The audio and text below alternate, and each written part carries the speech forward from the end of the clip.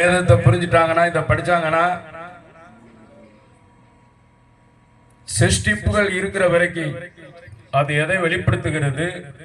ஒரு சிருஷ்டி கர்த்தர் இருக்கிறார். பல சிருஷ்டி கர்த்தாக்கள் கிடையாது, ஒரே ஒரு சிருஷ்டி கர்த்தர் தான். அவர் வானத்தையும் பூமியையும் எதெல்லாம் உண்டாக்கினார்? வானத்தையும் பூமியும் மட்டும்தான் உண்டாக்குனாரா? சமுத்திரங்கள், நீரூற்றுகள், பிறகு பரப்பன, நீந்துவன, எல்லாவற்றையும்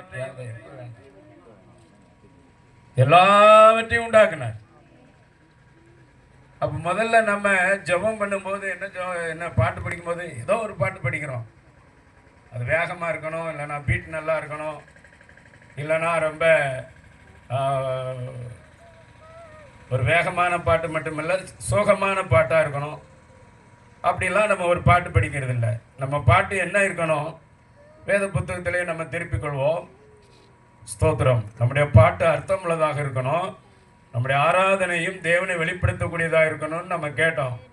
நம்ம வாழ்க்கை முறையெல்லாம் தேவனை சார்ந்தே இருக்க வேண்டும், அவருடைய வசனத்தை சார்ந்தே இருக்க வேண்டும். வெளிப்படுத்தின விசேஷம் 5ஆம் அதிகாரம் 9, 10 வசனங்கள்.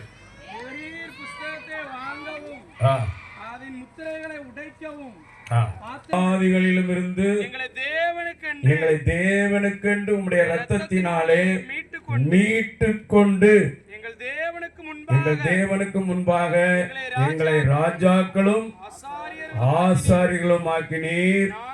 நாங்கள் பூமியிலே அரசாளுவோம் என்று புதிய பாட்டை ஆமென் பாட்டை பாடினார்கள்.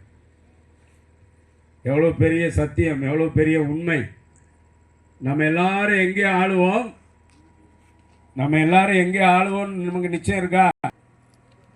நம்ம எல்லாருமே இயேசு கிறிஸ்துவின் ரத்தத்தால மீட்கப்பட்டிருக்கிறோம் என்பது நமக்கு தெரிஞ்சிருக்குது, தெரியணும்.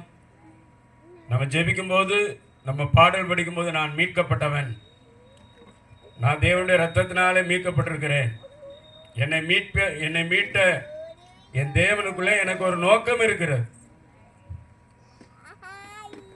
மீட்பின் நோக்கம் என்ன? தேவனுடைய ரத்தத்தினாலே நம்மளை மீட்டு கொண்டார். நாங்கள் இந்த பூமியிலே அரசாளுவோம், எங்களை மீட்டு கொண்டு என்னது ஆக்கி இருக்கிறீர்? 10ஆம் வசனத்துல எங்களை ராஜாக்களும், எல்லாரும் சத்தமா சொல்லுங்க, எங்களை ராஜாக்களும். அவர் நம்மளை மீட்டு கொள்ளலனா நம்ம யார் இல்ல? ராஜாக்கள் இல்ல, ஆசாரியர்களும் இல்ல. 2 விதமான சர்வீஸ் பணிகள் நமக்கு இருக்குது. தேவன் நம்மளை மீட்டு கொண்டதுனால நம்ம யார ஆக்கப்பட்டிருக்கிறோம்? எல்லாரும் சத்தமா சொல்லுங்க, என்ன ஆக்கப்பட்டிருக்கிறோம்? ஒரு இடத்துல இல்ல, அநேக இடத்துல தேவன் நம்மளை ராஜாக்களும். அவனுக்கு என்ன, அவன் ராஜா. தேவன் நம்மளை ராஜா மட்டும் இல்ல. அப்ப ராஜானா அவன் ஏதோ ஒரு உயர்ந்த பாக்கியத்தை உடையவனா இருக்கிறான் என்று நினைக்கிறோம். உண்மையாகவே நம்ம பாக்கியவான்கள். தேவன் அவருடைய இயேசு கிறிஸ்துவை கொண்டு அவருடைய இரத்தத்தை சிந்தினதினாலே தேவன் நம்மளை யாருக்கென்று மீட்டு கொண்டிருக்கிறார்?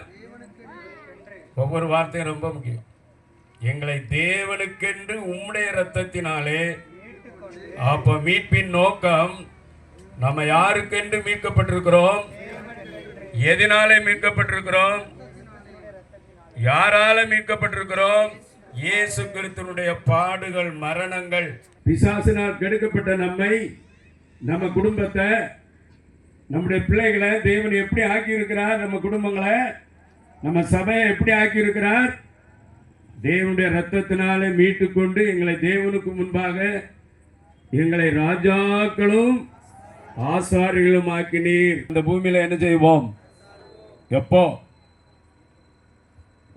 இப்பவுமே இல்லை. இப்ப நம்ம சபைக்கு வந்து சரியா இருந்தாதான் அந்த ஆளுகை செய்வோம். இப்ப தேவன் நம்மளை அவருடைய இரத்தத்தினாலே மீட்டு கொண்டார்.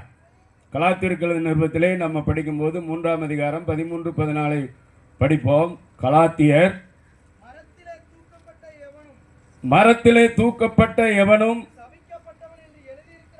சபிக்கப்பட்டவன் என்று எழுதியிருக்கிறபடி கிறிஸ்து நமக்காக சாபமாகி நியாய பிரமாணத்தின் சாபத்திற்கு நம்மளை நீங்களாக்கி மீட்டுக் கொண்டார். என்ன சாபம்? எதனால் உண்டான சாபம்?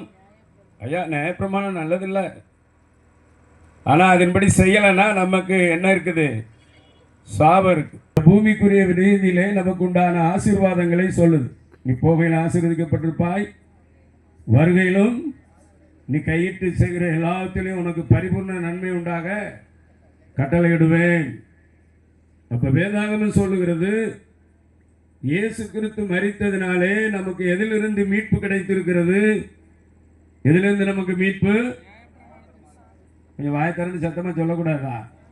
நியாய பிரமாணத்தின் சாபனா என்னன்னு தெரியாது, ஆசீர்வாதனா என்னன்னு தெரியாது, கிறிஸ்து எதுக்கு மீட்டு கொண்டாரா? இப்போ 15ஆம் வசனம் முதல், உபாகமம் 28ஆம் அதிகாரம் 15 வசனம் முதல் 68 வசனங்கள் அந்த அதிகாரத்தில் இருக்கிறதுன்னு நினைக்கிறேன். எத்தனை வசனங்கள் இருக்குது? 68 வசனங்கள் இருக்கிறது.